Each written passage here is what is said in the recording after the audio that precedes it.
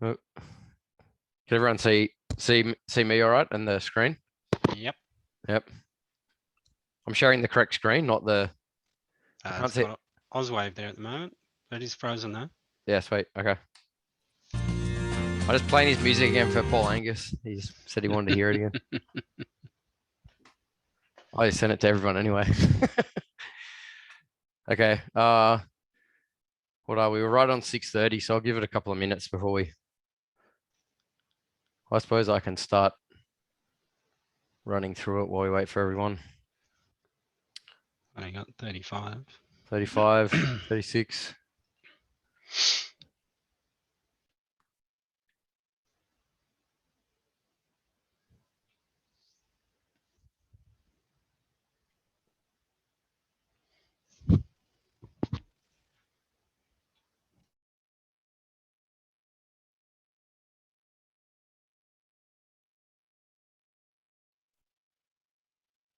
All right, we've got over 40 now, so I'll start it. Well, all right. So welcome everyone to our July meeting. That's now obviously August.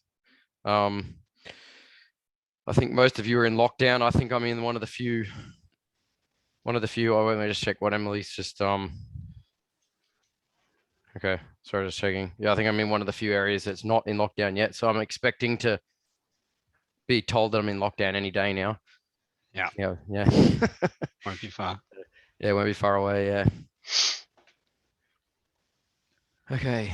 So yeah, thanks to all of our affiliates as always. All of our invoices went out recently and all the money started coming in, so we can start to plan for some new ideas that we'll run through later. Thanks to all of our industry associations and also to the Master Plumbers associations that we've started to try and collaborate with a bit more. And then also to our corporate members. I think if there's any corporate members listening, we've got logos for everyone now. Oh, someone's got their thing on. There's a corporate logo that you can put on your website or whatever you want to do with it. And there's also a member logo that members can start using. So we will send an email around on that soon.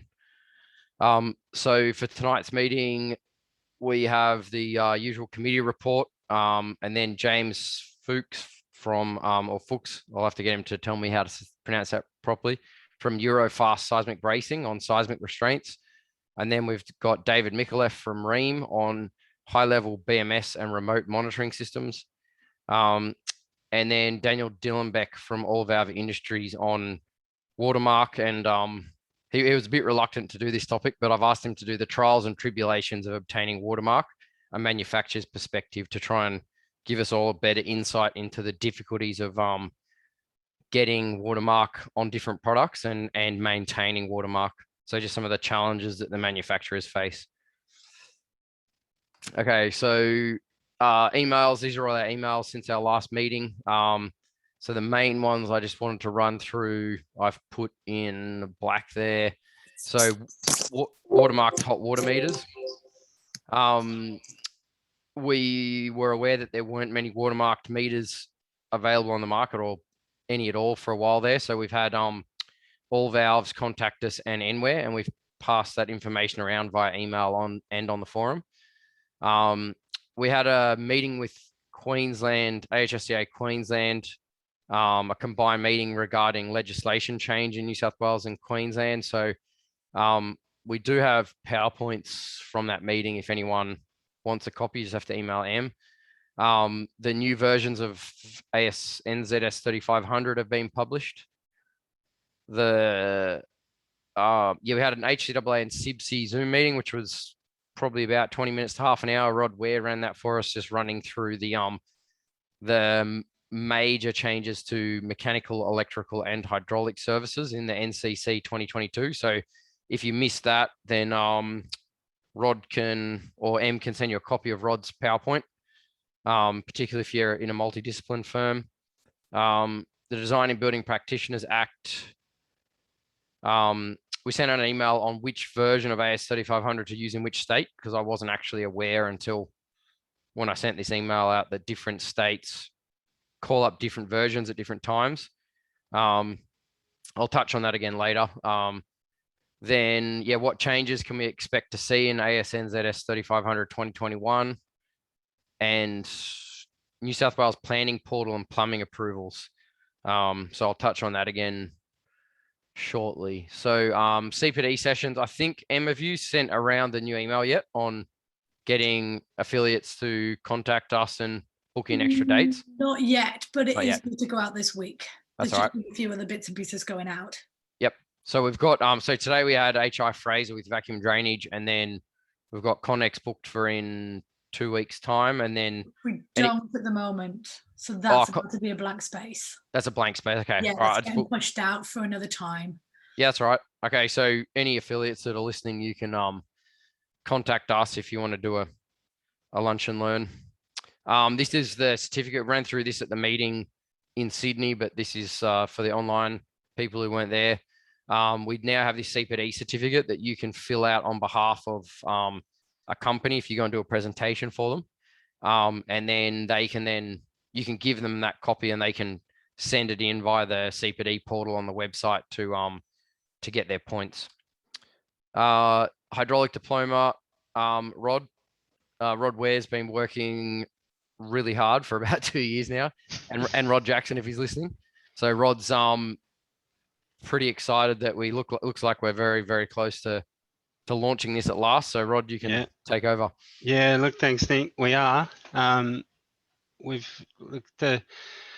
probably mentioned to everyone before. Look, the hinge was that Cert 4 because it was deemed non-equivalent in the last update of the training package. It had to go through a lot more rigorous review.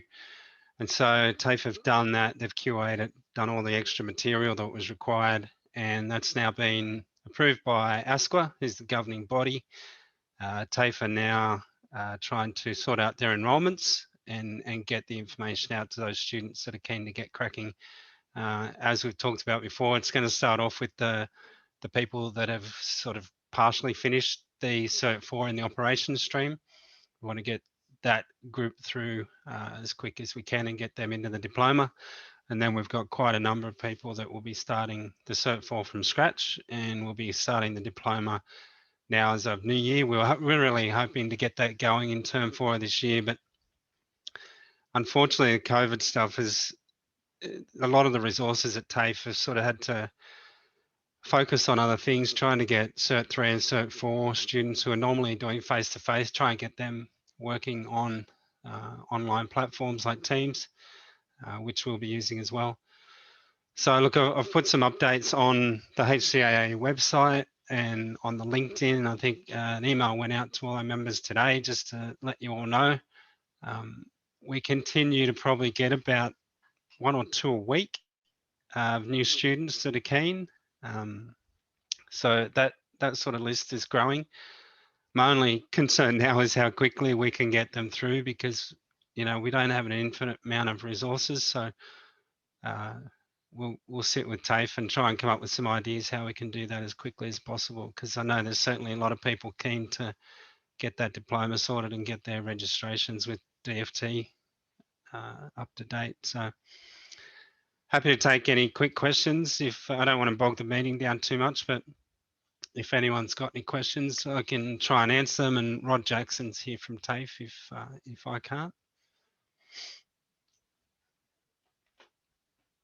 Doesn't sound like it. Well, if you come up with something during the meeting, just add it to the chat and we can check in with them later on. And thank you. All right. Thanks, Rod. Yeah, and then as Rod mentioned, that email did go out about 2 hours ago. So Rod's spent a bit of time putting a good solid update together in a PDF document, and then that's also on our LinkedIn forum for people to follow. Okay, so our bank balance. Oh, if I jump back, what did I do then? Did something. Okay, there we go. So our bank balance at the moment is around about $203,000 mark. I think we've had about 85% of invoices paid. So there's a couple outstanding, but we're pretty much there, which is good. Now that we're running meetings outside of COVID, at least in Hobart, Canberra, Adelaide and Sydney. Obviously, our meeting costs have gone up considerably. We've just sponsored Brendan from Deakin University, which I did announce down in Sydney. We paid our first invoice. So we've agreed to sponsor him for 3 years for $33,000 a year. That includes GST. And that is to continue researching the water demand, like the water meters that we've installed. So I'll touch on that again a bit more later. We've also committed $10,000 to TAFE New South Wales, which TAFE have already thrown a fair bit of money at the diploma, but we're trying to show that that we're committed to our members and to the hydraulic community to get that diploma as good as it can be. And yeah, Rod Jackson and Rob Ware have been working really hard, and hopefully that money will just make that course and education for hydraulics even better. So there's a whole bunch of other things that we're obviously doing as well, but they were two key things that I wanted to touch on. So we're also trying to work in a bit more closely with the Master Plumbers Associations around Australia. So far we've had a meeting with Master Plumbers Tassie, Master Plumbers New South Wales, Master Plumbers ACT in South Australia. So we're just trying to build a stronger community. We're all part of the same industry, so try and build that up a bit. So I did put this up in Sydney, but this is our HCAA Sydney committee. So yeah, that's all on our website now. We've got a proper tab that lists everyone on there if you want to try and see who you want to contact. And then we've got Carl down in Canberra at Select Consultants. So they kicked off, they had their first meeting earlier this year. Ryan Petkovich, hopefully I'm pronouncing your surname correctly, Ryan. I did see your name on the list. Are you there, Ryan? If you want to tell us how your meeting went down in Hobart 2 weeks ago. Yeah, we had a good meeting, some good feedback, and we're looking at further collaboration with the Master Plumbers to try to tee up a bit more additional guys to turn up. So yeah, no, that's good, and hopefully when the borders open, we can get a few of the affiliates from a lot of them come down from Melbourne, so they're eager to be a part of it. So that's really good feedback, and it will hopefully boost some numbers as well. All right, thanks for that, Ryan. So yeah, Ryan did have, I think he had about a dozen affiliates had to pull out because of the snap Melbourne lockdown. I think number 5, not number 6. And yeah, there's a bunch of guys that were, I think, a bit upset they weren't able to get down there. So yeah, we'll let you know. We haven't officially booked in a date for the next meeting, but we'll try and lock something in soon. And then if anyone's keen to fly down there, you're welcome to go. And then we did show this in Sydney as well, but this is Derek and Paul over in Adelaide. So Derek is one of our directors. And yeah, Dave Stablina and David Wood. So we're currently the 4 directors. There are provisions in the Constitution for up to 12 directors. As the organisation grows, we can expand that. But anybody that wants to get involved in any committees in any state, then give me a call, send us an email, and we'll see what we can do to fit you in and get you involved. SIBSI, so we are trying to collaborate more with SIBSI as well. They obviously represent mainly mechanical and electrical engineers in Australia.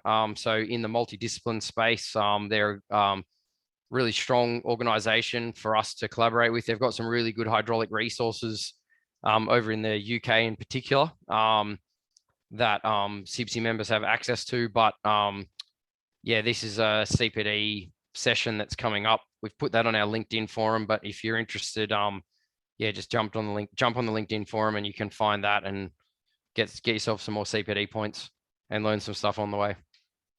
Okay, so our website, we just added this last week, or I should say M did. I did ask for feedback on the LinkedIn forum. So Australian hydraulic design qualifications. So we've got each state in Australia. The New South Wales one's already out of date because I actually did this list before the new Design and Building Practitioners Act. So I need to add that on here.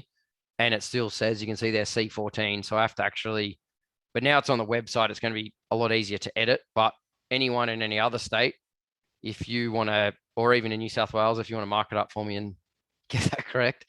Yeah, and this is just meant to be a resource if you're in South Australia and you want to do a job in Victoria or in Tasmania or wherever you are in Australia, and you're doing a job somewhere else, you can jump to our website. You can see I've circled there where the tabs are for these bits, and yeah, hopefully that is helpful. And then in addition, we've done Australian Hydraulic Services Authorities and Regulators. So we're trying to build up. One of the Victorian members gave us a whole bunch of info today to add in here for water and fire. So hopefully we can finish populating all of these tabs in each state as well. And then, yeah, anybody anywhere in Australia can access that, plus the utilities and entities, infrastructure utilities and entities. So those ones actually probably should be the ones we just added here. They should probably be extra over here. But yeah, anyone who's got any feedback, feel free to go in there and let us know. So these are some documents that we've been working on. So this one was just a list of project stage and percentage of completeness, which Tom Wise put together at Warren Smith. We thought to try and form a standard industry consensus on the name of a phase and what percentage of completeness that actually represents, because everyone uses these phrases and no one actually defines what they are. We're going to list this on our website, so that's hopefully going to be a tab soon as well. But possibly people could start putting that into their fee proposals. Yeah, probably will involve a little bit more discussion, but we want to try and have a base point for our industry so that if you're working with a project manager, you can refer them to this tab on the website so they can see what we interpret their wording of contract documents, or 30% design for development. What does that actually mean as far as the full design completion? And then over here, we've got a whole series of ITPs and testing commissioning documents. So the blue ones here are meant to represent documents that you or I would take to site to meet the plumber and commission that, like, go through with the plumber, them commissioning the whatever the service is, where these ones down here are for the plumbers. So we want to make all of these documents available for free. What we're thinking of doing is listing all of those on the website in the next month or so at maybe, yeah, probably 80% complete, but just calling them beta versions so that people can start using them, give us feedback, and then we can continue to refine those documents. But really what we're trying to do here is just lift the minimum standard in the industry, so that there's a bit of a, same as over here, is a bit of a base point for the plumbers to work to, help the plumbers to give them a better resource and some more consistency. So anybody that would like to see what we're doing there, get in touch with me, but hopefully we'll have that on the website shortly so people to start looking at. So drilling into these ones a bit more. So there was, the ABCB have just agreed to a reduction of lead in taps, which I think most people know about, that was coming. So I think it's being dropped from 3% lead to 0.25%. So it's not lead free, but it's low lead, I think is the technical term. So of our affiliates, we've got Gentech, I believe, have gone, I don't know if Graham's here, but I think Graham mentioned that they've gone to stainless steel instead of brass that contains lead. Galvin Engineering have achieved their low lead tapware that you can also purchase. And I don't know if Geordie's here, but Geordie and I did talk last week. I know Enware are working on retooling, because I think there's a 3-year transition to go from 3% down to 0.25%. So this change doesn't come into effect immediately. It'll be 2024. I think that everybody has to start selling the low lead tapware.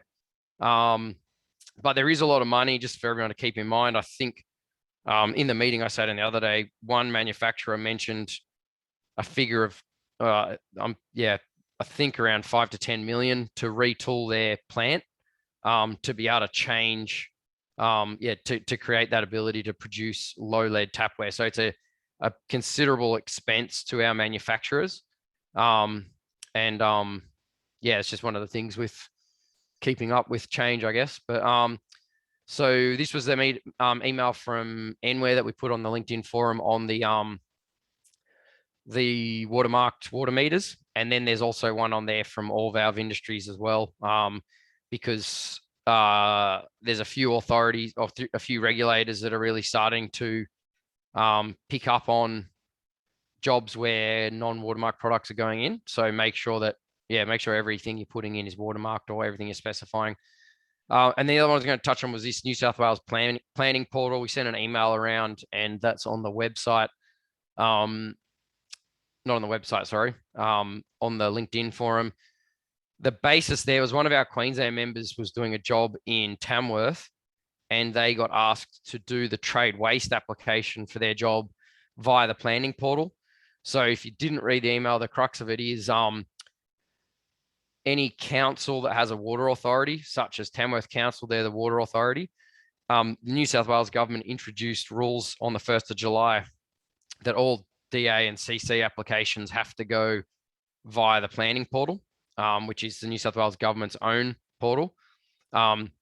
So to do that trade waste application in Tamworth, he had to register an account if no one's done it yet on the planning portal and lodge the application through the planning portal, versus Sydney Water and I believe Hunter Water, because they're standalone authorities, if that's the correct word, and not owned by a council, these rules don't apply to them. So those applications will still be done direct via Sydney Water and Hunter Water. That may change over time, but that's the understanding I have at the moment. So,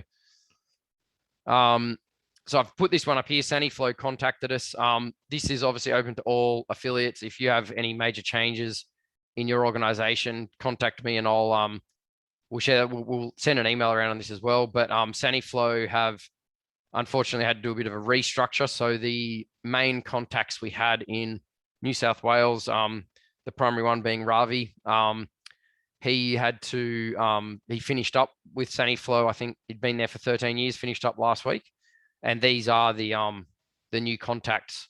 So if you are looking for a contact at Saniflow, send us an email and we'll give you the correct contact for your area, or you can probably dig this video up on YouTube in a week's time and find the details on here. It's just a reminder from our last meeting that we did have our sales rep of the year, which was Steve Anchigov, for I think the 6th time. But yeah, congratulations to Steve for winning that. A reminder that Reese have offered us access to Reese Max. So this isn't for affiliates. This is for the consultants. You only get to see the recommended retail price, but it's still quite handy. If you're working on a job, you can pull it up on your phone or on your computer, and you can look up a product and get an idea of how much the recommended retail price is on that product. So new standards out. We did send this email around, but all versions of NZS 3500 are out, including the glossary of terms. So these standards will be referenced in the 2022 Plumbing Code of Australia, which is due to be gazetted on the 1st of September 2022. As a reminder, that was pushed from March, I believe, to September because of coronavirus. So it's delayed by about 6 months. And some states reference these documents at the date of publication, such as Victoria. So my understanding is when this was published on the 28th of May, consultants and plumbers in Victoria have a 6-month transition period to choose to either use the new version or the older version. And then at the end of 6 months, which will be November, end of November, you'll have to use these versions in Victoria. I sent out an email with 14 key changes to all those different versions. And I've drilled that down to just 6 here. So point number 1, the backflow section has largely been removed from point 1 and is now only listed in the Plumbing Code of Australia. So that's a significant change that people should start to look at. Point 2, the definitions have been relocated to point 0, the glossary, for consistency across the series. So I think that's a logical change. Changes to the connection requirements for drains at grade. So I think that's the, I don't know if Dave Wood wants to jump in, but that was the, where you have a junction going up to a branch off the main line, that junction has to step up so that the was the old one, Dave. You had to have 10 mil below the invert level of the branch and the overt of the main line, and now it's 15 degrees. 15 degrees, yeah. Yeah, so they've changed it from 10 mil to 15 degrees. So in point 2, an appendix has been added providing guidance on the requirements for flexible connection. So that's articulated joints. So that's now in there. So that'll no longer be a performance solution once this standard is gazetted in New South Wales. They're still regarding it as a performance solution, which is on our website if you need to download it and use it. And then hopefully from that point forward, it'll just be DTS for any projects that require articulated joints. For those that didn't dial into the Queensland joint New South Wales Queensland meeting, Chris Tritton was mentioning that in Queensland, pretty much every project the authorities require a geotech report that lists the soil classification, and the hydraulic consultant is required to have that on their drawings. So I think that's probably something sensible for us in New South Wales to start asking for and listing on our drawings. But that's my 2 cents worth on that. Rainfall intensities are now listed as AEP instead of ARI, which we did know was coming. And point 4, heated water temperature control provisions have been elevated to the PCA largely. So I'm not exactly sure what all of those changes will mean for us there, but that's something for us all to kind of dig through, and maybe we'll drill into more detail on that later in the year. So stands out for comment. The BCA and PCA 2022 are out for comment, although I probably should have grabbed the dates. I put this one in quickly this afternoon. Maybe the PCA comments have closed. Is it still open, Dave? I think they're great. They've released one section. I don't know if it's open. Still, it might be still open. I can't remember. Yeah, actually. I know. Tom Wise submitted some comments 2 weeks ago. So Tom's online. PCA consultation has closed. Oh, okay. He's commented. Okay, it's closed now. All right. So you've missed out on that opportunity. And then, yeah, the gas closed back in June. So I put up here future draft standards out for comment. So this is a possibility. I know, Dave, you were mentioning that 2419 is getting pretty close. Yeah, it'll be published before I die, hopefully. Probably in the next month or 2. Yep, as another draft. And no. Oh, as a proper version. Yeah, as a 2021 version. 2021 version. Okay. And then I know Kate Jennings from ACO has been working on this trade waste standard. So that is hopefully coming out in draft form towards Christmas. Is that right, Kate? Are you listening? Yeah, that's right. It's just a little bit, delayed. I think public comments December, I think. Okay. And then how big is that document going to be? I'm not sure. I haven't seen it like officially drafted, but I think about 50 pages. Okay. All right. So there's some light reading for you all.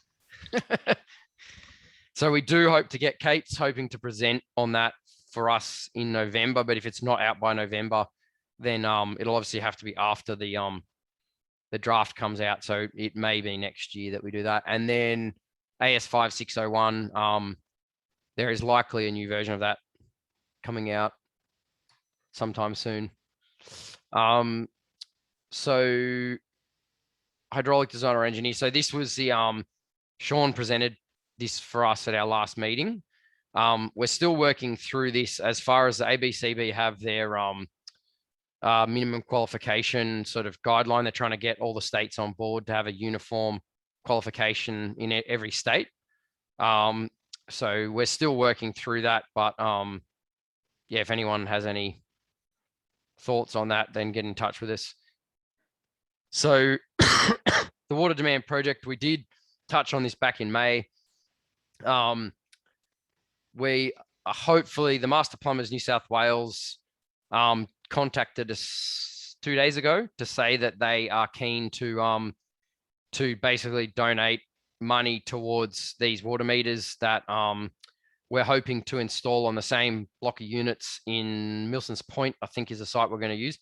They're a higher spec water meter that go down into millisecond readings.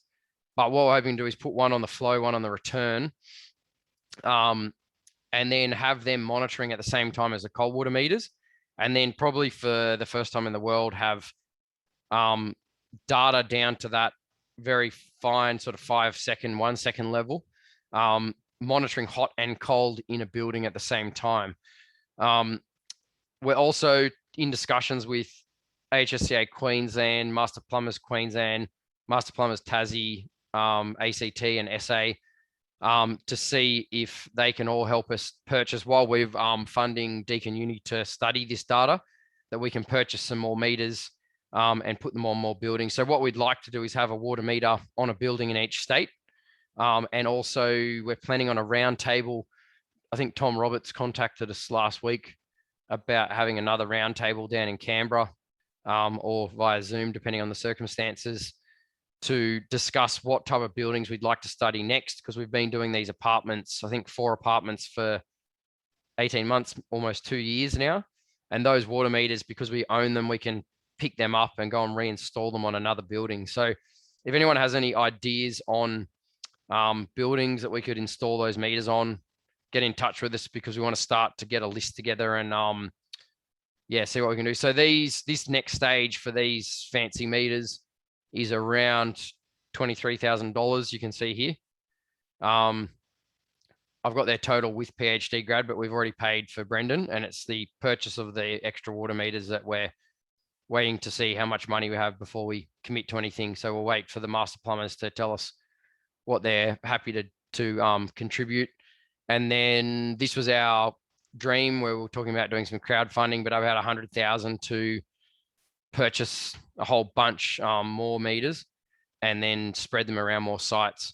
So over the next 3 years, we can try and target a lot of different types of sites and get lots of money. Oh, I've got rid of the music. There we go. These are really fast. I didn't check this properly for you, but we did have Sean Wallace. Are you listening, Sean? Are you in the meeting? Yes, mate, I'm in. Yeah. So Sean found this. Was it in Newcastle, this one, Sean, or on Central Coast? No, it was in Newcastle, mate. Yeah. So it's yeah, really nice looking box gutter there with the pump out solution. That's a gutter. Yeah, that's a box gutter up on a roof. Yeah. Yeah. So that was definitely the winner for the July meeting. The other one was Dave Wood sent one through from a job, a hotel he stayed at in Queensland, where was it the hot and cold were back to front, Dave, and it was watermarked to the tap. Appeared to be, yep. Yeah. It was Queensland, so that might make sense to them. And it had a sign telling people how to use the tap, because obviously so many guests were confused how to operate the tap. So I had to tell you how to get hot water. It was only about 80 units. Yeah. Okay. All right. So that's the end of the general meeting. I don't know if anyone has any quick questions. Otherwise, we'll kick off into our first speaker for the night. Nope, no questions. Okay. Okay, so James, if you're listening and you're ready, we'll let you jump in. I did tell him 5 past. Oh, you can hear me? You're good to go if I let you share your screen? Good to go, mate. Yeah. Okay. And it is Fuchs, so well done. All right. And just tell me if you can see my screen. Yep. Yeah, I can see it. Yep. Good. So I won't try and cover everything tonight in one night on seismic bracing, but it's obviously a key word out there in the marketplace at the moment, and a lot of if buts and maybes. And I noticed a few of you have been over it, but and so as I said, I won't cover everything in one hit. So any questions, I'm happy to take, and Nick will send my contact details around afterwards. Seismic 101 for hydraulic consultants. So basically, just want to run over two main considerations tonight. We're obviously driven by a duty of care, design well, build right, but what factors affect key design and installation principles for seismic restraints, and then who should design, install, and certify these systems? So first question, what factors? We'll go through all the different factors, and I noticed, Nick, you spoke about earlier, getting that geotechnical report and finding out the subsoil class. That's also required for seismic. And then who should design, install, and certify these systems? We'll go through the dilemma that's current out there and where we see everyone fitting into it. So the application is caught up since 2010, and obviously AS 1170.4 2007 revised in 2018, Section 8 parts and components. So this provides guidance on earthquake actions for architectural, mechanical, electrical, and hydraulic parts and components. What's the risk? We don't have a huge amount of earthquakes in Australia currently. I was a young person, and probably many of you would well remember the Newcastle earthquake. But the risk is not if, but when. We actually do have a lot of earthquakes, are just not in populated areas, and how it affects the mechanical, electrical, plumbing services and the risk involved through an earthquake hitting a building and shaking it, obviously, and the code is calling out for the mechanical, electrical, plumbing components to be properly fixed, restrained, obviously because of life safety, egress, ingress, business continuity, and recovery rate. So what are the parts and components? So this is a snapshot from the code, which is a list of basically all the main parts and components in mechanical, electrical, plumbing, and fire. And obviously ducts, the last one there, ducts, cabling, and piping distribution systems would complete 80% of hydraulic, as well as obviously fire suppression systems, etc. So there is exemptions to restraints throughout projects, and so this requires a lot of detail as well to go through, but an overall of them. The exemptions only apply to importance level 2 and importance level 3 structures, and an importance level 4 structure requires a special study from the consultant or architect to advise the installers, contractors, builders to what needs to be done. So the exemptions only apply to individually supported services. So multi supported services, trapeze supported services, piping still needs assessment, restraining. So obviously straight out, once again, that snapshot is straight out of the code. So for gas piping, less than 25 mil inside diameter. For piping in boiler mechanical rooms, less than 32 mil inside diameter. For other piping, less than 64 inside diameter. Now, just remember where a lot of people get mixed up here is that 64 mil diameter, if you've got a mass of pipes on a trapeze, supported on a trapeze, then it's obviously not individually supported, and it goes over that 64 mil inside diameter mass, so therefore would require and is not exempt. And then obviously for all ducts and piping suspended by individual hangers, 300 mil less in length.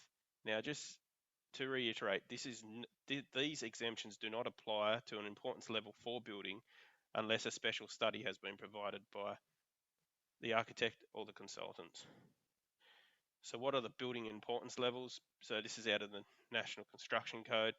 This is just an overview because the amended one, obviously on the left, and then the earlier one in 2016, it just took a snapshot of that because it actually shows more of the buildings in those areas. So level 2 is low-rise residential construction and buildings and facilities below the limits set for the next level 3. 80% of buildings across the general construction market would fall into importance level 3, and importance level 4 you've got hospitals, emergency hospitals, and what they call post-disaster function. So is seismic needed? Absolutely, definitely. On 80%, 90% of the projects across Australia. Is extra restraints needed? It comes down to individual projects and what they're installing. So as we just said, building importance level 4. This is straight out of the code. In addition to the above, a special study is required for importance level 4 structures to demonstrate they remain serviceable for immediate use following the design event for importance level 2 structures. And the reason they need that is obviously for those 4 outputs: business continuity, design, validations, but for 3, you've got serviceable, immediate use within 20 to 30 minutes, and a post-disaster critical function. So it's a place after the event of an earthquake that can continue. And there is, we've got a separate seminar, webinar, Nick, you can discuss, where it goes further into different areas of this. In relation to how a seismic engineer or a structural engineer gets there, and this is just using the simple calculations, but we take the subsoil class, the building height, geographical location, probability factor, and all those can be brought mostly from the structural or geotechnical engineer on the project. When you actually do the design of the components, you also look into the components importance factor, and obviously for a fire service, this has a higher components importance factor than that of a drainage, water drainage, or etc. So therefore, you would apply further calculations, and then obviously attachment points back to the building, spacing between the supports and hangers. Now, a lot of the code, the plumbing code, has recommendations for spacing, support, and hangers, and a lot of that ties in with the with these calculations to etc. to get your example is to get your 300 mil. It's a 10 mil rod has the capacity at 300 mil if you use the spacing in the plumbing code. So the design dilemma. The architect designs the suspended ceilings and service engineer designs the services above the ceiling, and structural engineer designs the structure above that, and unfortunately they shall never meet. The structural engineer is not involved in the mechanical, electrical, plumbing design usually, even though they have most of the earthquake design knowledge. Often the design responsibility for the seismic is either in the builder, the suppliers, or the installers or the subcontractor, who have no idea. And most suppliers struggle with the design requirements for seismic loads as they're not structural engineers. As a result of this dilemma, the statutory requirements of the National Construction Code are largely ignored, except on very large projects where it's specified and sufficient pressure can be brought to bear on the supplier or the installer to rectify the situation. So, as you can see by this diagram, the structural specification is a structural engineer holds design data for seismic, but usually non-structural, that is in mechanical, electrical, plumbing, and architectural, is out of their scope. The service engineer / architectural provides clear specifications for seismic. If full design, that is if it's not a design and construct for put further down the chain, if it's full design, they are fully responsible for the calculations and seismic bracing layout design documentation. Those specifications should include cost estimates from the tenderers based on compliant documentation. The builder, everyone knows that the builders are there just to pass on the compliance and hold the liability with claims to include seismic certification. The installers, the hydraulic plumbing installers, fire installers, contracted to deliver clear outcomes. Seismic has been communicated, reinforced, itemised, coordinated. If it's a design and construct project, they are fully responsible for calculations of seismic bracing, layout, design documentation. The certifier is the last line of defence. But if the documentation is made clear from all parties, he shouldn't have an issue. I'd be happy to take on more after questions afterwards. Bracing locations. So what a seismic engineer provides and it defines is locations of any bracing needed. So the general rules of bracing are less exempted. They should, all building services, including piping, should be braced when penetrating walls, soffit, floors. Both sides are flexible connections for piping, conduit or ductwork to avoid collisions between piping, conduit or ductwork and adjacent other non-structural components.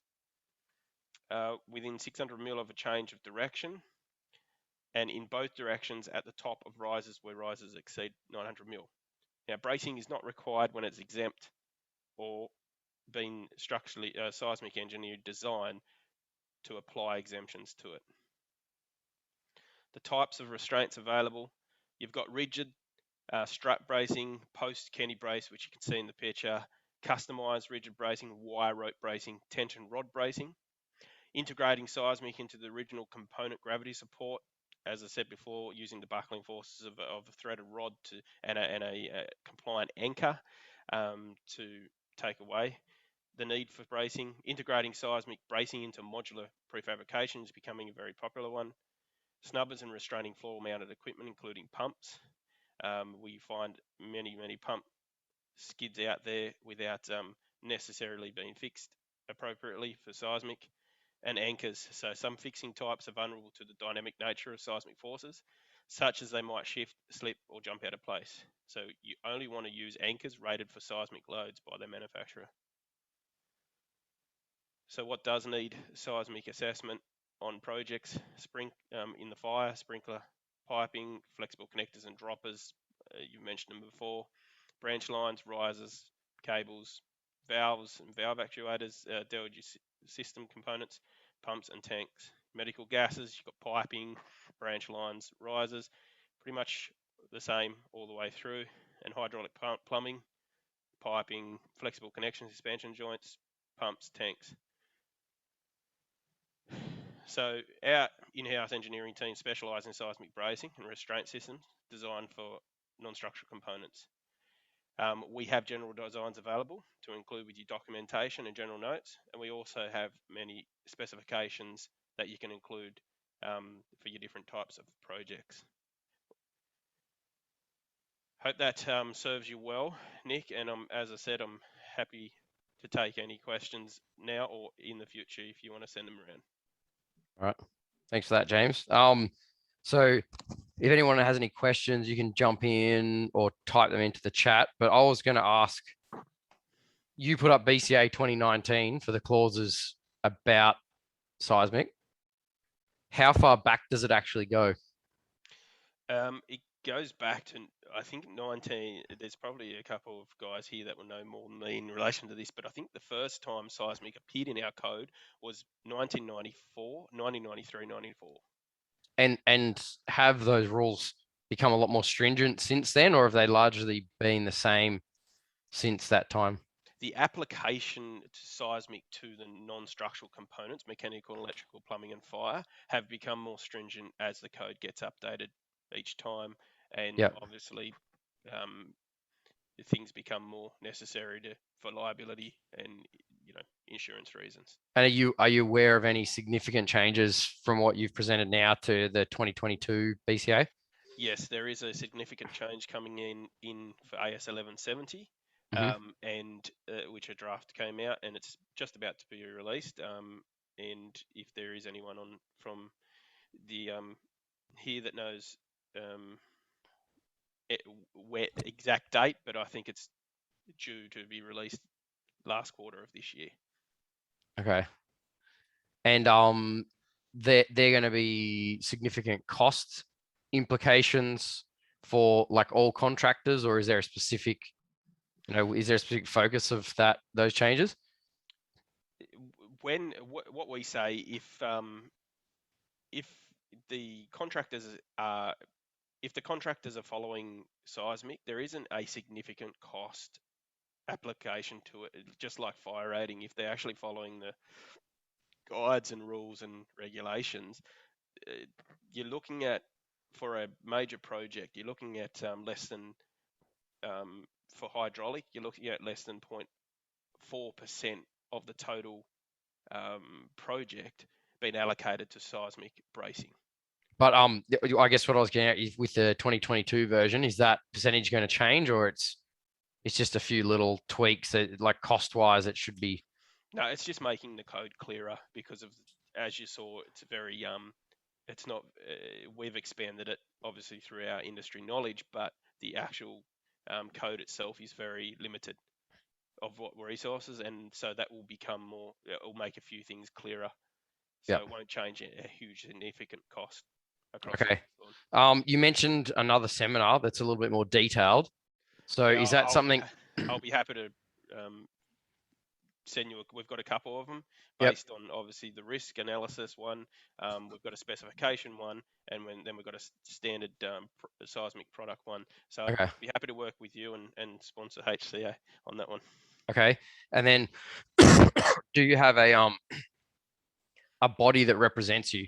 So I assume you're probably a member of Engineers Australia as a structural engineer, but do you have a seismic society or some sort of, group that you guys belong to, that if someone's looking for a, seismic engineer, they can go there to get more information? Or?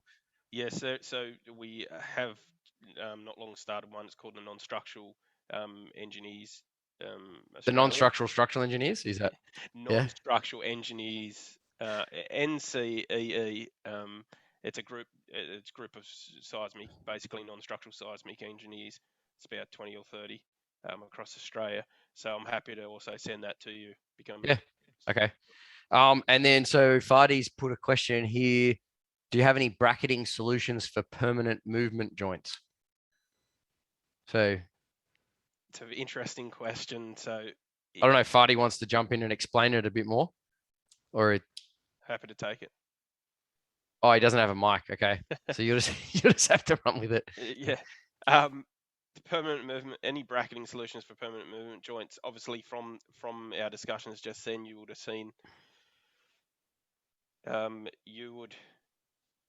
if I've got this correctly, a permanent movement joint is where it crosses the movement joints in a building, where piping or it crosses a movement joint in a building, and obviously from that you would want to brace each side of that, as per the code. And I think I mentioned that halfway through, but I'd be happy to discuss that further. Yes, there is bracketing for that. Very simple. It's the same bracing or bracketing. Yep. That takes the seismic loads. Okay. So yeah, that was Fadi said that's exactly what he's talking about. So he can get in touch with you. I'll give him your details, or everyone your details anyway. But yes. Yeah, really appreciate you taking the time to share with us, and we'll see if there's interest in the other seminars, then we might get you to a lunch and learn or something. Happy to do that too. And the other thing, specifications. A lot of people ask. We do send out a text version of a specification, which has been heavily used now throughout the industry. So happy to share that. Yeah, no, that'd be great. Yeah, we'll send that around as well. Okay. Thank you very much, everyone. Thank you. Guys, sorry, are we able to get a copy of that PowerPoint? Yeah, absolutely. I'll share that. Yeah. I'll share that with Nick. Excellent. Thank you. Thanks. Okay, so next up we've got David Mikulev from Ream. If he's listening. What time is it? 7:25. There we go. I can see his name's popped up. Are you right to start, David? Do you want 5 minutes? I'm right to start. I'm just going to share the screen first to make sure I've got all that stuff together. Yep, not a problem. Right, got to get the right video up. Give me half a second. Okay.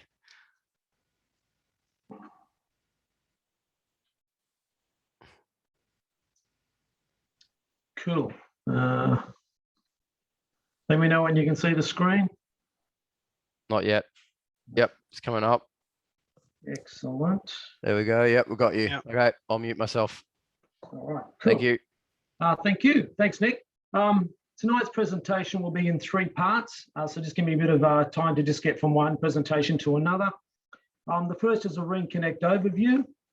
The second will take a deeper dive into how the Ring Connect product works at a product level. And then the third, we'll take a look at the user interface on a live site. So I'll just start my video here and we'll go. So Ring Connect is a BMS and remote monitoring package for hot water systems.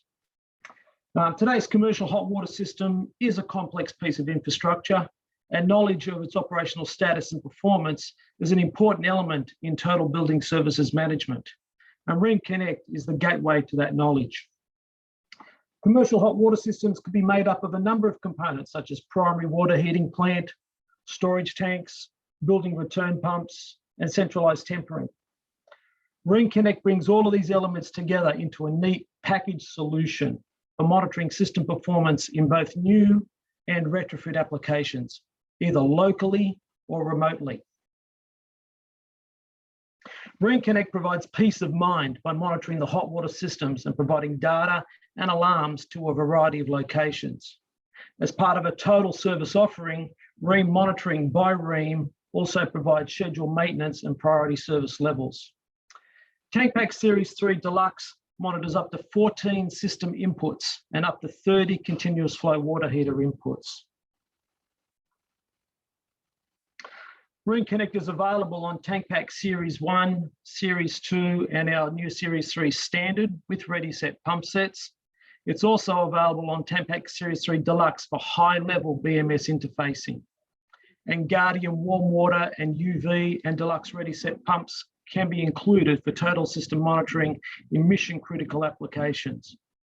And all are available for new or retrofit applications. Monitoring options include local BMS via Ethernet, or remote customer monitoring of all connected sites via a cloud service, or customer monitoring is also available on mobile devices, or a combination of all of the above. Remote monitoring can be via building LAN or a 4G modem. SIM card is not included with the 4G option. Ring Connect is ideal for healthcare, hospitality, aged care, and multi-unit residential applications. The Ring Connect package includes a site visit to establish system requirements, the supply of the monitoring kit, including temperature sensors, gateway, and standard 4G modem as required. Installation, including all monitoring equipment and documentation, activation, and liaison with the BMS configurator, and login to Ring Connect if Ring monitoring is included in the package. I'm just going to change videos now and take you through a deeper dive onto how the Ring product actually connects to systems.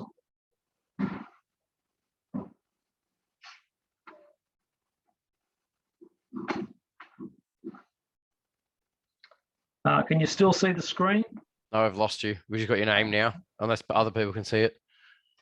It's back now. It says Ring Connect. Nope. I can only see your name. I don't know about other people. Just give me half a second and I will fix that back up again. I've obviously pressed the wrong button.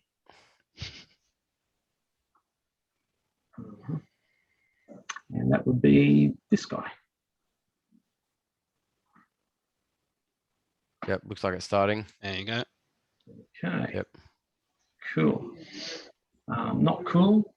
Is that the actual presentation, the full presentation, or you can see the side? The PowerPoint. That's the PowerPoint. Yeah. That'll do. Okay, so just kind of diving straight into it, going a little bit more technical, I suppose. So just taking you through some of the options that we have available for Ring Connect with our TankPack products. So the flagship of our range would be with the TankPack Series 3 Deluxe, which would also include integrated building circulators. So everything within the dotted lines here is what comes supplied on a TankPack product. That includes all of our continuous flow water heaters, up to 2 primary pumps and duty standby, up to 2 secondary building circulators in duty standby. And we're monitoring the tank temperature, the building flow temperature, and the building return temperature. The TankPack Series 3 controller monitors all of this and does all of the work on the water heater, stages and rotates water heaters, duty standbys the pumps, and does all of the alarm monitoring within the product. We need the Ring Connect gateway to get that data from the system via a Modbus cable, and then we send that either through Ethernet cable to the local BMS in Modbus or BACnet, or via Ethernet or 4G modem up to a cloud service for remote monitoring by the customer, either on a computer system or also alerts, SMS alerts to their mobile device. You can also view the system on a mobile device as well. So what you're going to get with the Ring Connect system then is high-level BMS. And what we're finding from customers now is they want to know what's going on with each of the individual water heaters, any operational status of them, or any fault status is really what they're looking for now, as well as the usual stuff of temperatures and pump performance. A more simplified system for our retrofit packages for TankPack Series 1, Series 2, or our standard version of Series 3. You have the TankPack product, and it is just monitoring and controlling the temperature within the tank. We take the Ring Connect gateway, and with temperature sensors, we can monitor also the tank temperature, the building flow temperature, and the hot water return temperature. We put a current toroid on the pump, so we can monitor run and fail of the pump. Likewise, a deluxe ready set pump set can also be connected via volt-free contacts to the Ring Connect gateway for monitoring.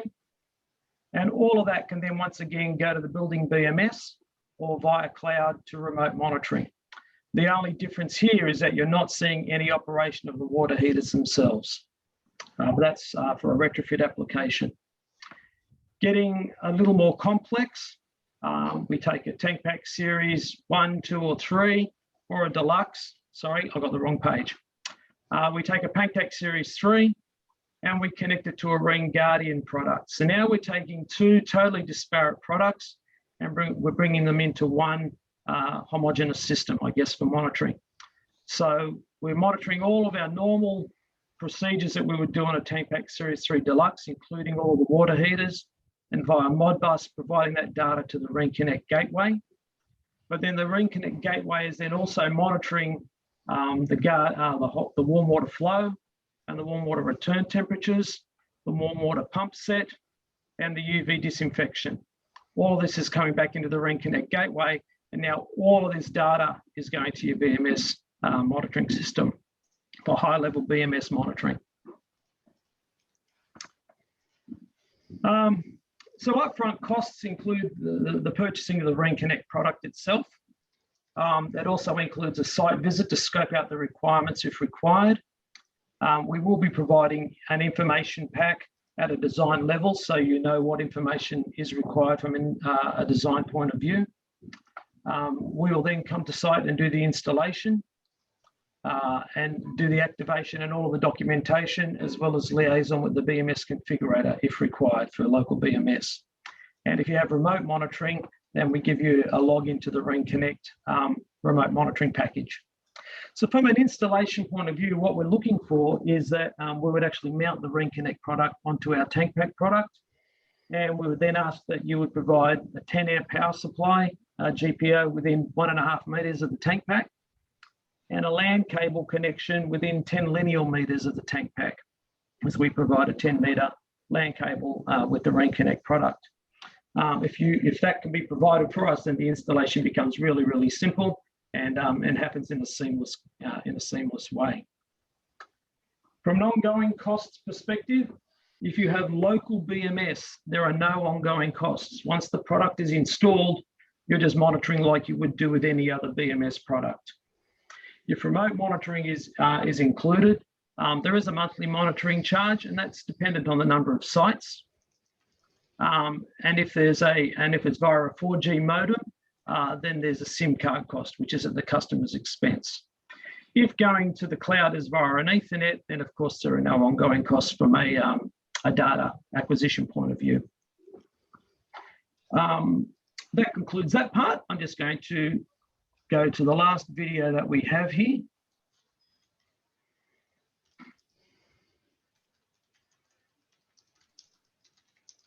And can you see the screen, or have I lost that screen as well?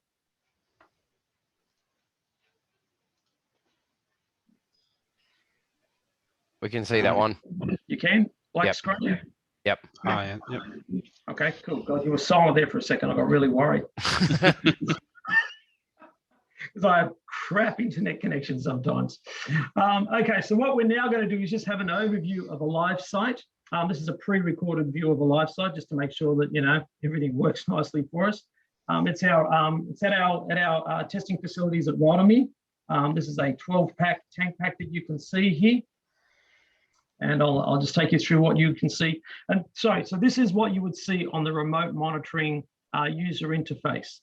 A local BMS is obviously dependent on how the BMS configurator sets it up, but this is an example of what he could do in local BMS, because all of the data is available. So we have what we're monitoring here is tank temperature, building flow temperature, and return temperature.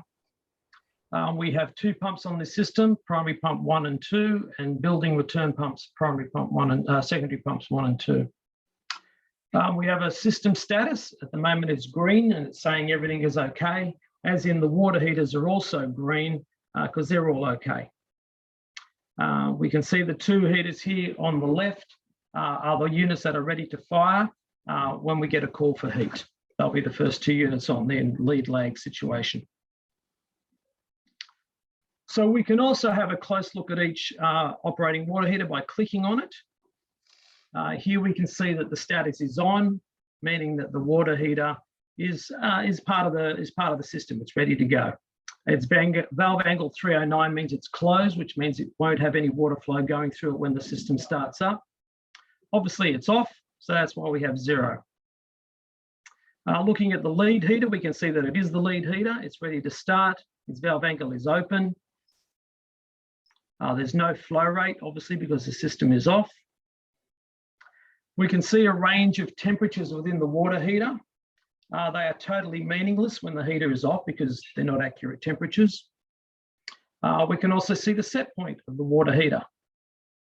And also we can have a look at alarms and errors, and there are none at this point in time.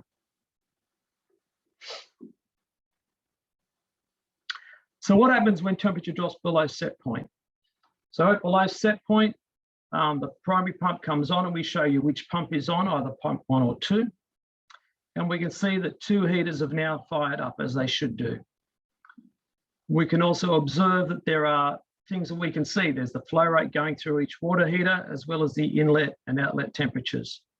Once the first 2 have proved, whoops, damn, I didn't want to go there, just give me a sec. Once the first 2 are approved, the next 2 heaters will come on. So this is a 12-pack. As it stages and rotates, a third of the water heaters will come on. So in this instance, it's 4 of the water heaters will come on, and we can actually see that happening and which heaters are actually contributing to providing energy to the system.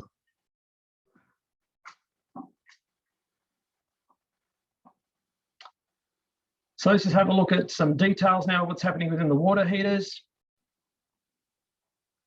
So if we take a look inside heater number 5 here. Oh, sorry, within all the water heaters, we can see the flow rates. They're all about the same. If we click on a heater, we'll see some details. So we can see that it's heating.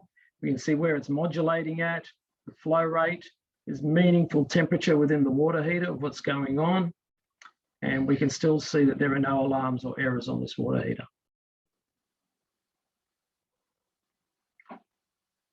So what happens as hot water demand increases? As the temperature drops, because we have more cold water entering the system, more heaters will come on to meet the demand. And here we see another 4 heaters come on, and we can have a look at all of their data as well. With Tank Pack Series 3, we also have the ability to monitor and control building circulators. If the building circulators are specified as part of the package with the Tank Pack Series 3 product. And what we can see here is as the temperature drops below set point, we can see which of the secondary pumps has come on.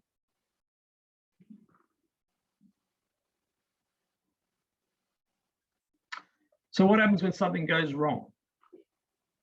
We can see here that as soon as a heater goes into error, and what we've done here in this situation is we've actually induced a fault code into this water heater by turning off the gas supply. And so that generates an error in that water heater, and it goes red to indicate that. You can see that heater is no longer contributing to the heating of the system. The valve angle is closed. There's no water flow rate there. And we can see at the bottom here that we've generated error code 11, which is insufficient gas supply. So it's giving us meaningful data, which will help us in diagnostics. The system also goes into warning. It's not an alarm, it's just a warning because we have a heater that's down, but we're still producing hot water to the building. There's plenty of other heaters here that are going to produce hot water. And so the whole idea is that as in a remote monitoring situation, is you can have an alert so that service can come and have a look at that heater before it gets into a worse situation.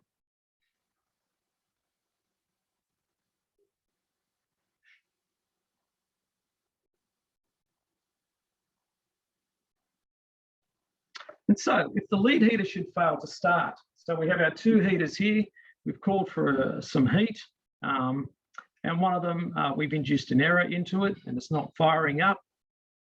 So very soon it goes into a fault status. And we can see there we are once again, handy old error code 11.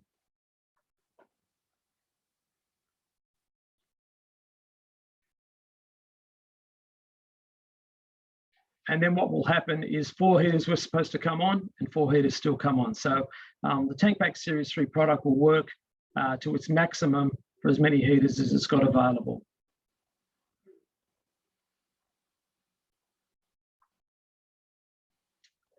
Okay.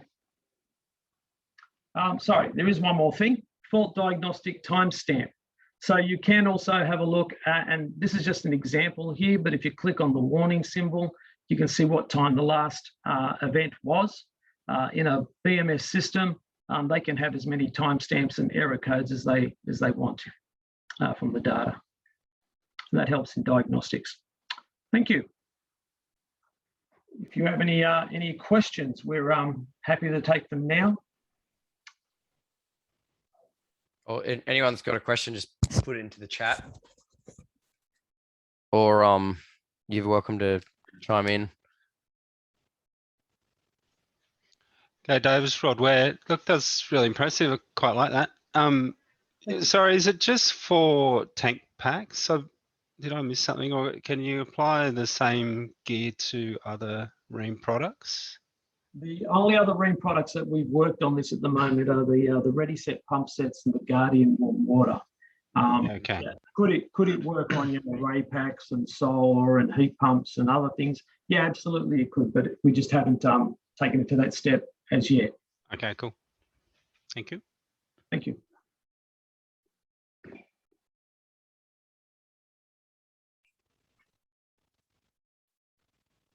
All right. Well, if we don't have any other questions, yeah, thanks a lot for your efforts there, David. And we'll yeah, anyone who needs any more information, just send us an email. We'll get in touch with David. And then maybe we'll send are you still the best person to contact David on technical issues, or should we be sending through someone else's details as we have highly paid people to look after you. Josh Elliott is one. He's our manager for the state. We've also got Richard Clarkson and Brent. I've forgotten his name. So people should still be contacting Josh, and you're just the man in the background that looks at these issues. So I'm the person they come to when they can't go any further. Yep. All right. No worries. Excellent. Okay. Well, thanks for presenting tonight. And we'll get Dan Dillenbeck, if you're there, we'll get you to pull your screen up or your face, and you can share with us on the next topic. So thanks, David. Thanks, Nick. Thanks, guys. While we're waiting for Dan, there was something I did look on the website because I thought Em said we might have had it, but it looks like we don't have it yet unless I'm looking in the wrong spot. We were coming with an Excel sheet with every affiliate listed, and then the main contact in each state, so that instead of going to the affiliate directory on our website, you can just download that Excel sheet and get the email address and phone number and name of the most appropriate person in each state. So I think yeah. it's on there, Nick. I think It it's is? under resources. All But right, what I'm I on can now. do is I'll Under I can pull it up resources. and stick the link on chat, or I can resend it out to everybody. Okay. So if people It'll just go be to well- resources, they can just search affiliates, can they? Yeah, Oh, there they we go. should be able HCAA to. affiliates, directory of contacts. You should be able to Okay. just copy the link and pop it into the chat for everyone, or Yep. they can just hop onto the website and All have a right. look in there. I'll share my screen really quickly Beautiful. here. Okay. So we're in the resources tab. So go under here, click resources, We and then we've got to see your scroll screen, down. we see you. Can you see it? Nope, just you. Just me, not the screen. Oh, that's weird. Oh, okay. There we go. I'll do this again. Okay. You can see it now. Yep. Okay, so we click for consultants, we click the resources tab, and then this will refresh down here. So we have down here, directory of contacts. If we click that, it will then download here. Let's have a look at that. Just so everyone gets an idea. And then for all the affiliates listening, yeah, all we need you guys to do is, if you change anything, just email us and let us know, and we will so you can see everyone listed in here, and that's just meant to be a nice simple resource so that you can just get every affiliate in one hit. But yeah, so that was actually uploaded in November last year. That's really, it says on here. So but you can see the Excel sheet there, or can you still see the website page? We can see the Excel sheet. All right. Excellent. Okay. Well, I'll stop sharing now so Dan can jump in, but hopefully that's of assistance to everyone, because I think that's going to be a good document to have. So sorry, I just got to go back and stop sharing my screen. Stop share. There we go. All right, Dan. And then just to stick up for Dan here, he I asked him to do this. He was a little bit reluctant because he doesn't want to feel unfairly criticized for anyone if he criticizes Watermark anyway. But Dan's obviously, and all valves are a big supporter of the Watermark scheme. But like everything, there's always room for improvement. So the whole point of this is I sat in a meeting a couple of months ago, and I heard for one product alone, it was about $40,000 to get Watermark. So it obviously varies from product to product, how many of the different standards you have to comply with. But the intention of this is to give us insight as consultants into some of the pain that Dan has to go through and other suppliers on a yearly basis. So thanks, Dan. Yeah, thanks very much, Nick. As you exactly just said, this is not a criticism on Watermark at all. It's just really some of our own experiences in the process of obtaining Watermark. I think it's very valued for the industry, but there are also, from my experience, it's a bit of a tedious process. But for me, one of my roles is to get our products approved, and it's something I don't really enjoy going through, but of course it's a necessity. So let me just share this screen.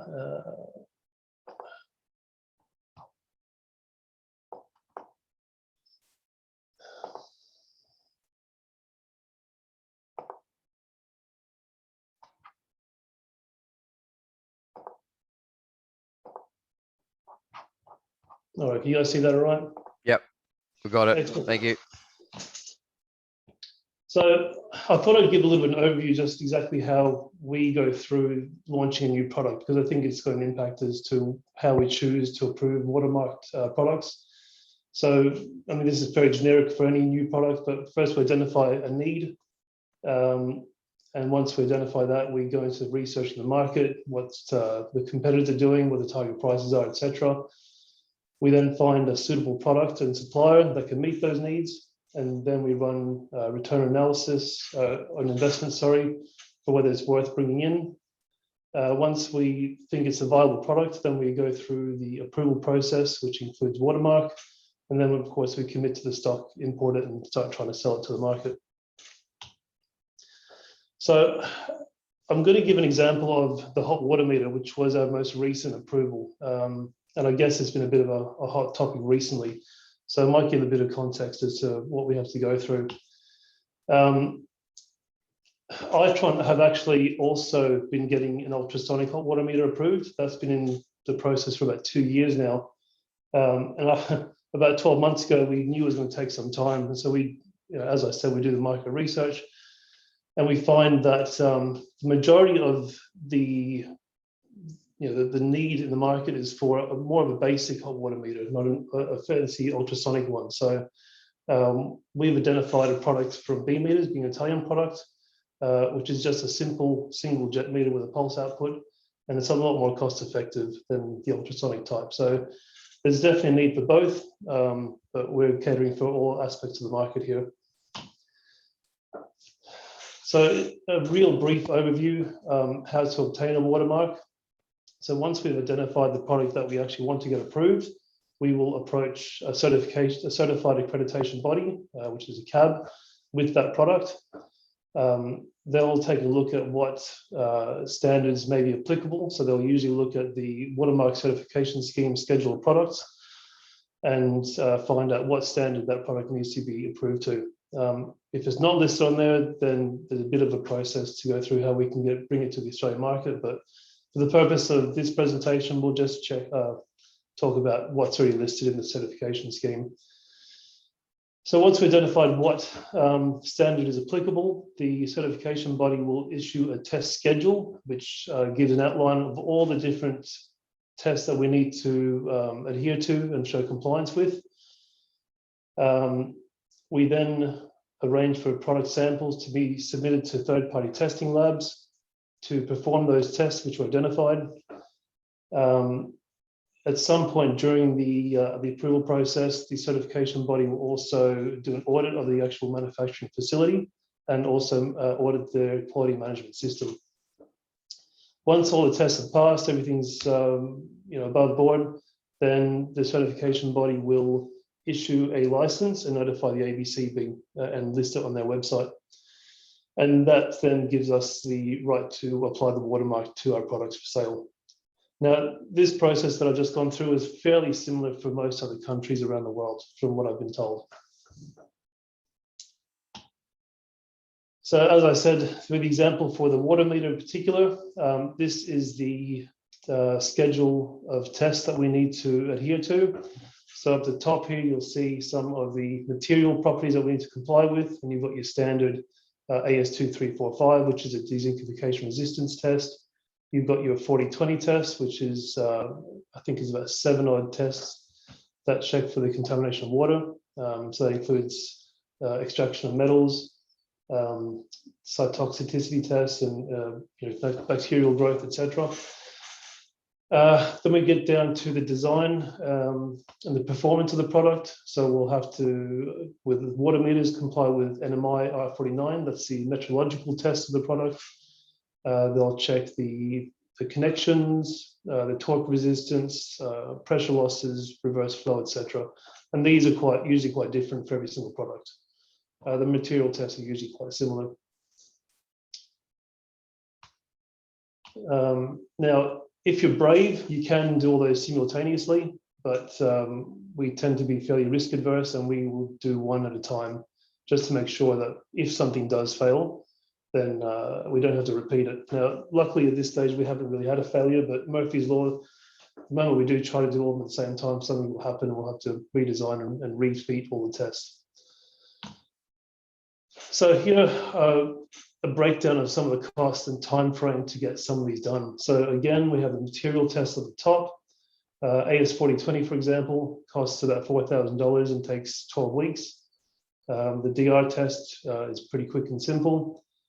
The design, I haven't broken it down, but normally we approach one lab who can do most of it, and the cost can range anywhere from 12 to 20,000, depending on the complexity of that water meter, how many models we might be approving, whether we do all of it in Australia or overseas, etc. For the NMI, which is your National Measurement Institute approval.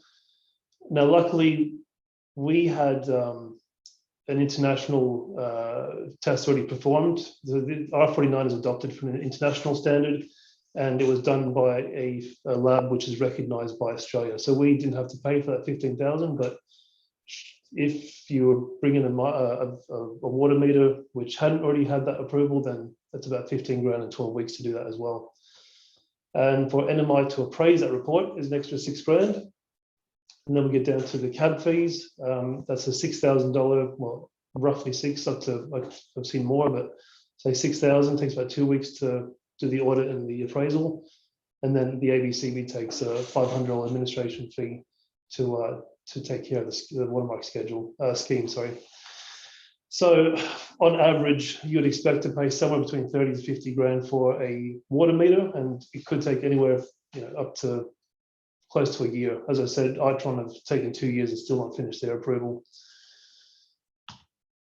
Now, every single year we need to pay the licensing for the cab and the ABCB, and every 5 years we need to redo AS4020 and NMI for the water meter.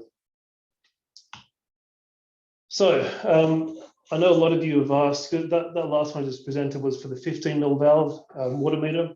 Now, if we were to say introduce a multi-jet meter and we wanted to add that to the license because you guys want say 20 to 50 mil in hot water, then in this one I've assumed that we're going to use exactly the same materials, elastomer seals, and that the product that we tested before, being a 15 mil, has a greater wetted surface area to volume ratio. So as long as you've taken the worst case scenario, we can apply that to larger sizes and not have to redo 4020.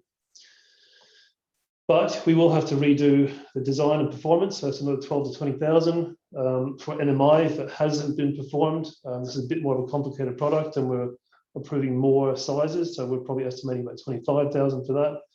Again, a new appraisal report, and the certification, the addition's not that expensive by the cab. So we expect anywhere from 20 to 50 grand roughly again. If we look at something like a TMV, fairly similar requirements for materials. Again, the design, not too bad. We've got an endurance test in there worth about 4 grand. If you opt to use New South Wales Health approval as well, I haven't done that in a while, but from memory it's something like 3,000. And again, the cab fees, 6,000 plus 500 for the ABCB. So roughly 20 grand up front for a TMV.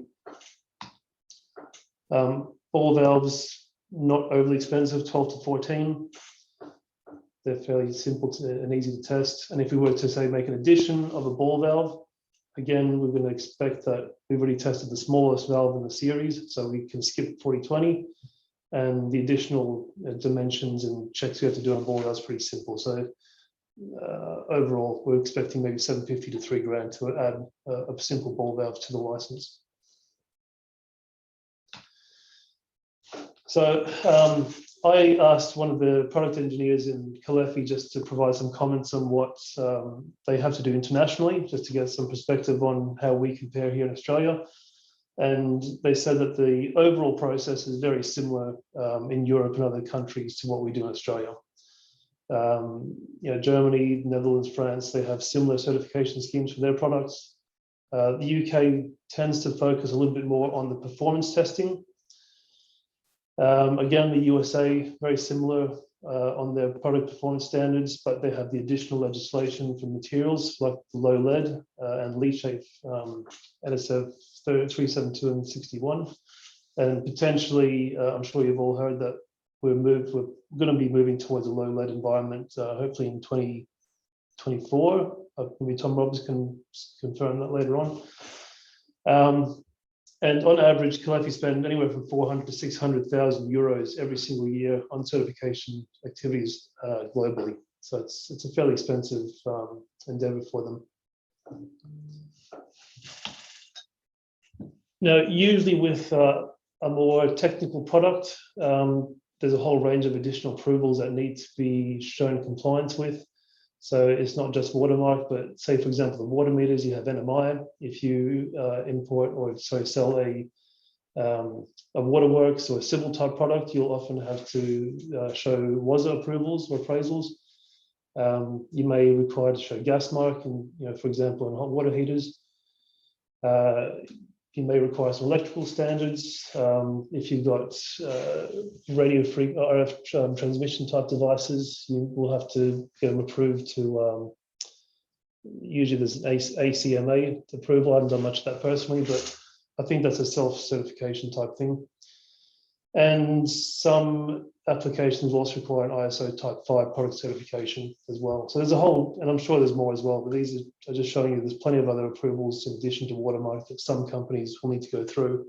So, I mean, for valving, I guess when I started looking into some of this for this presentation, it sort of shows just how lucky we are in some respects, because I was chatting to a hot water heater manufacturer, and I guess the cost that we have to go through is just a drop in the ocean to what they have to.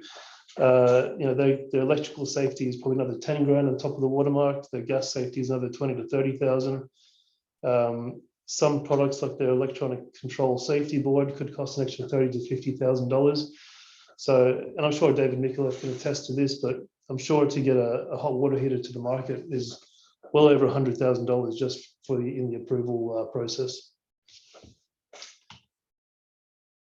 So once we sort of gauge exactly what it might cost us and where our, how much money we can make in the market for this, we've got to see what other things might impact our decision. So even though the process to get a watermark is similar to other countries, the fact is our size, the market size is much, much smaller.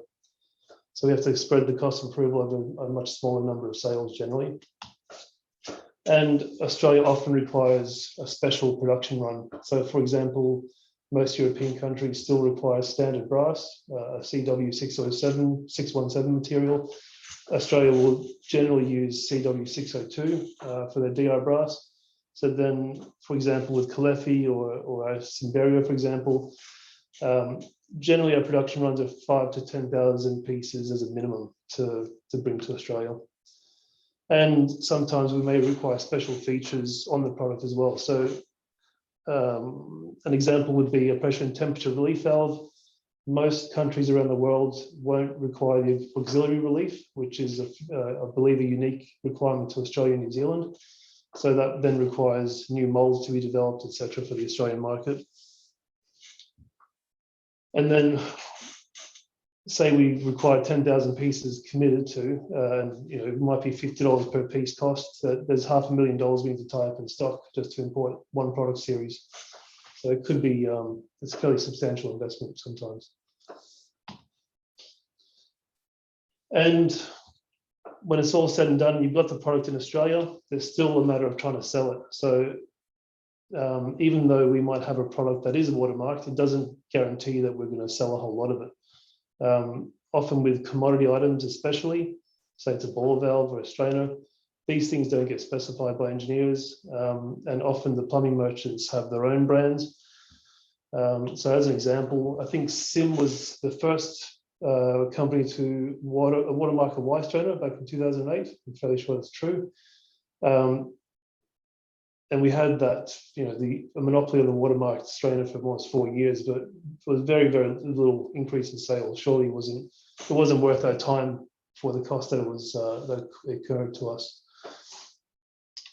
And similarly with the balancing valve, almost 10 years ago, we had, I'm pretty sure, the first one approved in the market. But again, it was still difficult to change that copy-paste specification for most consultants. It may be a little bit different these days. There's a much stronger focus on compliance. But I know at least 10 years ago, it was sometimes a bit of a grey area, which, things were overlooked like that. So it's not as bad anymore. And that is all. That was really good. Thanks, Dan. I have a much bigger appreciation for the pain that you guys go through. But I don't know. Tom Roberts is probably listening, so I don't know if Tom probably found that even more interesting than any of us, because he the ABCB have been working hard to try and improve that process that you've been through, and I think they've put a lot of effort in the last 5 to 10 years to try and make that process as pain-free as possible. But you listening, Tom? No, we can't get him. He might have dialed out. That's all good. Yeah, certainly, as you say, since the ABCB have started managing the scheme, things have improved. There's much better compliance, and so we do appreciate that. Yeah. But yeah, no, yeah, appreciate you going to all the effort to inform us like that. And then I don't know if anyone has any questions. All the questions I had, you answered them like a few slides after I wrote the question down. So yeah, so I was very thorough. Thank you. No worries. Okay. I don't have a question, but I do have a comment since he mentioned my name. It's David here.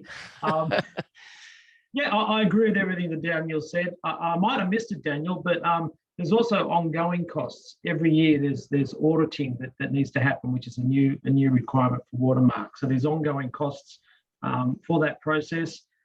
Plus we have to provide, what's the word I'm looking for here? Can't remember what it is now, sorry. Spec data sheets. Every time that you do a production run, you have to have records of all of your materials and the like, so that can be traceable. That puts a huge burden on the organisation to manufacture Watermark certified products. So you know what you're getting with a Watermark product is a good product, and so it should be supported from that perspective. No question, all water heater manufacturers have Watermark certified products, but yeah, it's a lot that goes in behind putting a product together. Mm.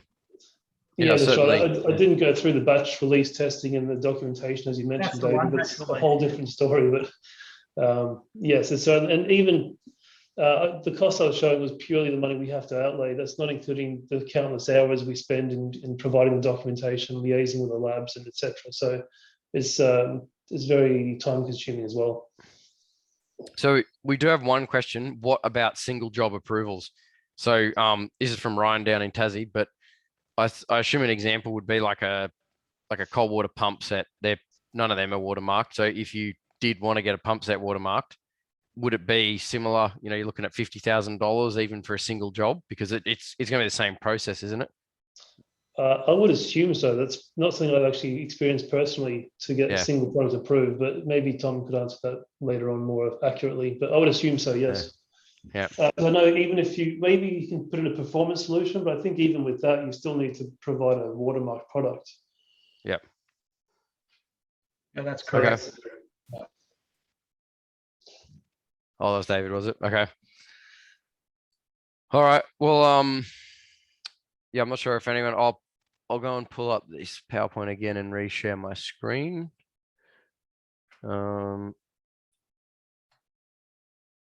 Okay. Share screen.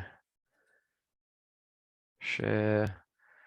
Okay, so I spoke to Derek this afternoon, and so Adelaide had to cancel their last meeting because they had their little 1 week snap lockdown thing, but they're still planning on having theirs next month on the 18th of August. We're pushing ours out till November rather than having another one in 4 weeks, because Sydney's looking likely to still be in lockdown. And for our one, we're planning on having a combined meeting with all the plumbers and builders there. So we'll just give it another month and see how things are looking before we try and send out invites to the plumbers and builders. But that should be a really good night. And then another one for Adelaide. And then Ryan's still figuring out. I've put Novotel Hobart here, but we don't actually know the venue down in Hobart for the next meeting. But Ryan's going to sort that out, and then hopefully, Canberra and Hobart around October. But we'll confirm those dates once we know what they are. So that's pretty much it. Thanks for coming along tonight, and hope everyone's staying sane in lockdown. And we'll see you in a couple of months. Thanks, Nick. Well done. Nick. Thank you. Thanks, Nick. See you later. See ya.